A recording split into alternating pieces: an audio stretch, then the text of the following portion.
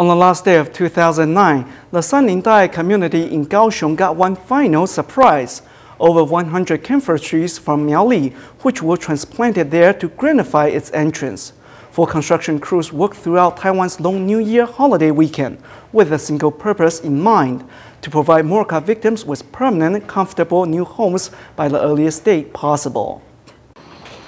Winding up 2009 with one last surprise, the Sanlingdai community received some 100 camphor trees from Miaoli, replanting them around the community gates to greenify its entrance path. It's a 12-meter-long green belt, so upon entering it gives a spectacular view. This was a Miaoli camphor orchard that people were eliminating, and coincidentally we had this green belt. That's why we got them here now. 4 construction companies are working feverishly on the Shanling project in the culturally Chinese portion of the community. Roofers are mounting steel ties on houses, while in the indigenous areas, serving those from Taoyuan Township, the work is focused on the outer shell and interior frames, 37 of which have been completed so far. We will do the grouting on M1 through M9 sections on January 4th, and that will complete the whole framing process. Despite Taiwan's long New Year's weekend, workers have taken no rest, instead remaining focused on getting the new homes ready for the coming Chinese New Year. It's all right to sacrifice our own holiday. The disaster victims are in a pitiable state. We need to complete their houses soon, so they may move in quickly, so they can regain that feeling of home. Many of these construction workers say that, even if they need to work around the clock, it is a blessing to work with Tzu Chi, to help them create permanent homes for these victims of the AA flooding, to help author a happier history for these devastated families. The next 2 stories we have are both about Tzu Chi volunteers. In a moment, we will see how recycling has helped Cai Liyu in Taichung deal with the loss of her husband. But first, we take a look at the story of volunteer Chen Jinghua in Kaohsiung. Despite suffering from muscle aches caused by a road accident 2 years ago, she continued to volunteer at Sanlingdai community. For Chen Jinghua, turning waste into useful things is very meaningful. On the building site, 60-year-old Chen Jinghua, who lives in Kaohsiung, is the leader to this group of relief program workers. Serious road accident 2 years ago left Chen with muscle pain in the left shoulder. Despite her physical condition, Chen offered her service and arrives at the site every day without fail. Our master says if we wake up breathing tomorrow, we should be grateful. I bear that in mind every day. Seeing many people give selflessly makes me happy, so I am not tired. From time to time, Sister Jinghua goes around the enormous construction sites, searching for recyclable metal and paper. Her effort comes from hoping to pass similar value to the relief program workers.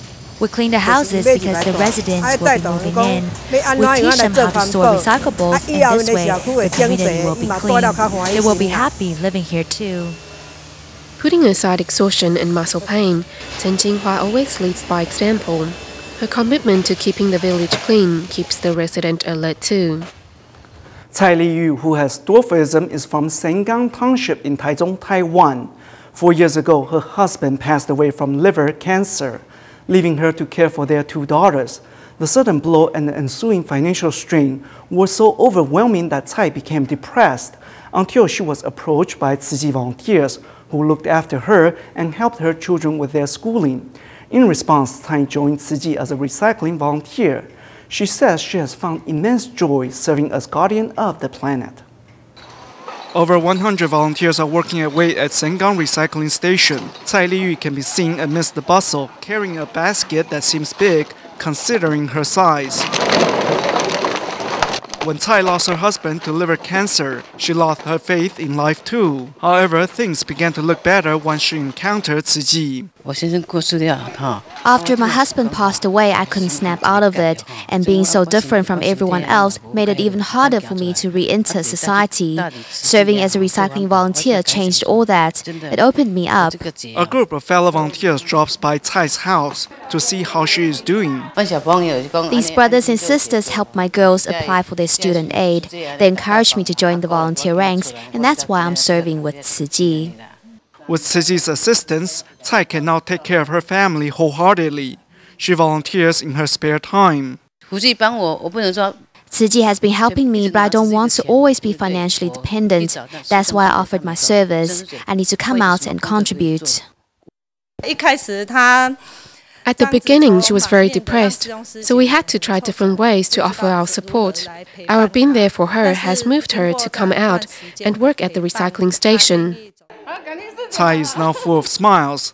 The loss of her loved one has made her stronger, and her participation in Tzu Ji has brought her spiritual joy.